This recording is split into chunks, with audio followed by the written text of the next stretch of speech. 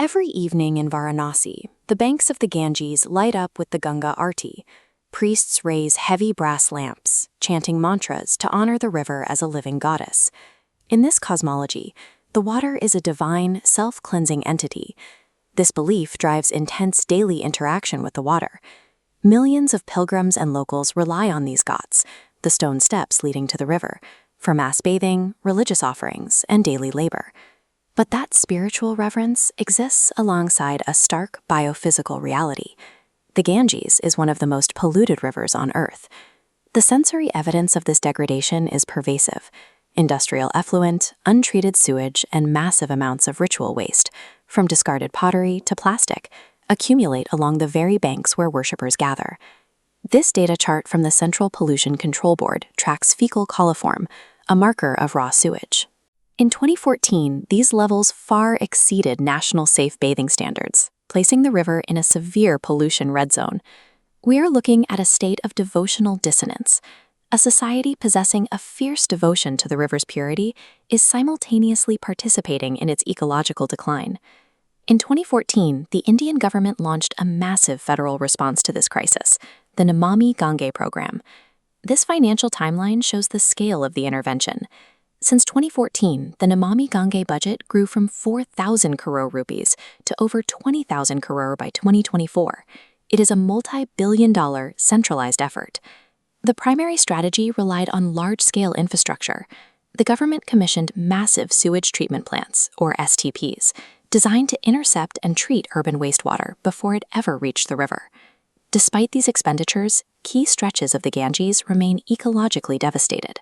This tension suggests that a civil engineering strategy alone may be missing the ritual ecology that dictates how people actually interact with the water. Treating the Ganges as a plumbing problem overlooks the psychological drivers that sustain the pollution. To see where the engineering reaches its limit, we have to look at two primary metrics: biochemical oxygen demand, or BOD, which measures the organic load, and fecal coliform, or FC, which tracks human waste. This chart plots the Namami Gange budget against BOD levels. As financial investment increases, biochemical oxygen demand drops from 6.0 down to 3.4. The treatment plants are successfully stripping the general organic load out of the municipal wastewater. Technically, the infrastructure is functioning. However, this logarithmic line graph shows a critical failure. Fecal coliform levels remain disastrously high. Microbial contamination continues to hover far above the safe bathing limit of 500.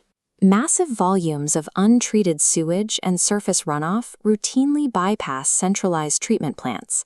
The infrastructure cannot capture the decentralized waste flowing directly into the water.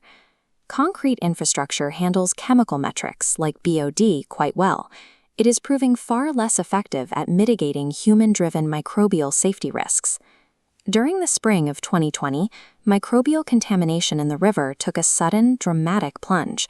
The cause was the COVID-19 lockdown, which simultaneously halted industrial operations and daily communal rituals at the ghats.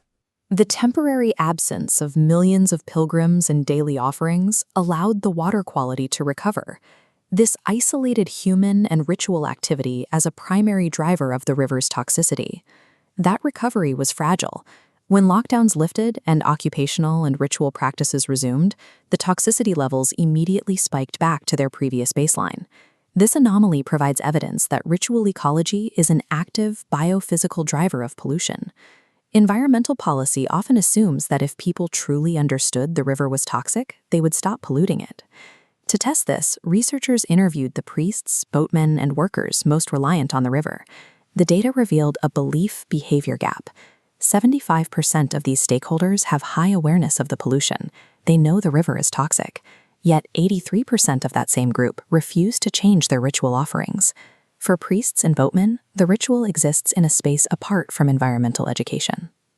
They view the spiritual transaction as a mechanism that carries its own logic, separate from physical chemistry. Environmental awareness does not automatically lead to behavioral adaptation in these culturally dense zones. This is the core of devotional dissonance, recognizing physical pollution while believing the river's divine identity overrides secular environmental logic. Worship requires an absolute belief in the river's purity. If the river cleanses the devotee believes the goddess cleanses the waste. This creates a powerful narrative of divine immunity. We can map this as a closed loop.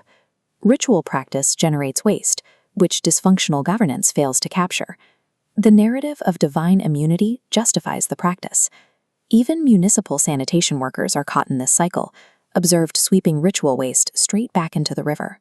This profound faith in the river's self-cleansing power is the exact mechanism that keeps the physical environment in neglect. The Namami Gange project built physical infrastructure but ignored the cultural infrastructure.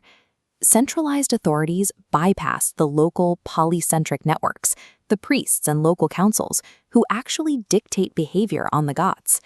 This integrative socio-ecological model shows policy must connect the leaf systems to institutional structures to be effective.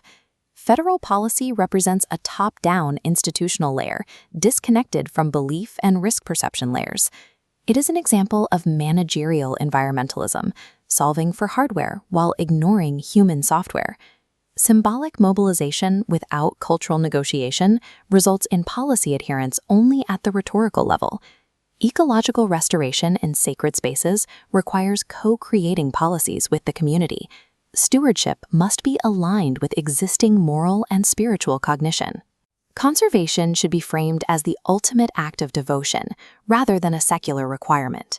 This requires shifting from top-down management to participatory models that recognize local ritual economies. The rituals that connect people to the Ganges are the pulse of Varanasi. They are not the problem. The problem is the gap between the practice and the management of the waste it produces. To clean the Ganges, we must bridge the gap between the Divine Mother and the hydrological asset.